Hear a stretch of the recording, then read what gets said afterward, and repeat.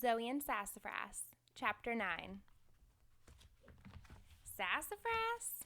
I woke up early and reached out to give Sassafras his morning snuggle. His usual spot by my feet was cold and empty. I sat up and looked around my room. No Sassafras. Sassafras! I hollered, Sassafras! Still nothing. He was always here when I woke up. Where could he be? He had to be around here somewhere. Maybe he went out to the barn. I quickly threw on a jacket and hat. It was cold out. I opened the barn door and called out, Sassafras! Are you in here? Instead of running to greet me, I heard him meow from Marshmallow's pen. I peeked at them. Sassafras, you scared me. What are you doing in here?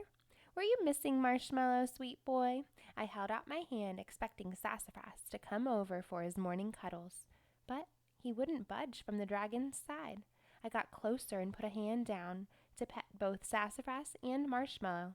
As soon as my hand touched Marshmallow's back, I jumped. It was like a block of ice. Why was he so cold? And he wasn't moving. Oh no, something was really wrong. And then it hit me. Our little dragon was a reptile.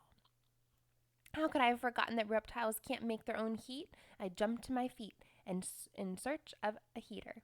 Thankfully, the third cabinet I looked in had one. I let out a big sigh of relief. I plugged it in and set it in the pen facing the dragon. I should have remembered this. Only a few months ago, my friend Sophie went on vacation.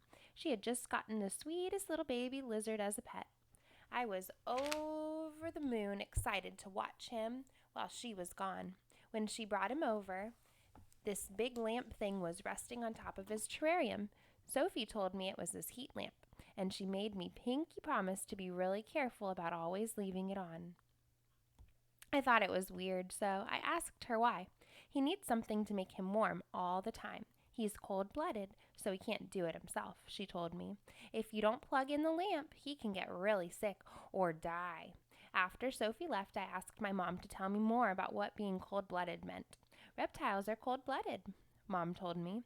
Mammals like Sassafras and us keep warm using energy from the food we eat. We can even keep ourselves the same temperature by sweating when we're too hot and shivering when we're too cold. We are warm-blooded animals.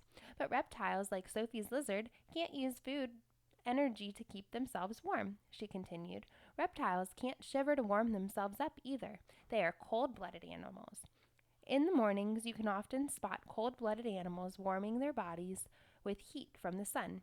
Once they're warm enough, they'll slither, crawl, or hop away. At night and in the winter, they find caves or burrows or other animals to cuddle up with to keep warm.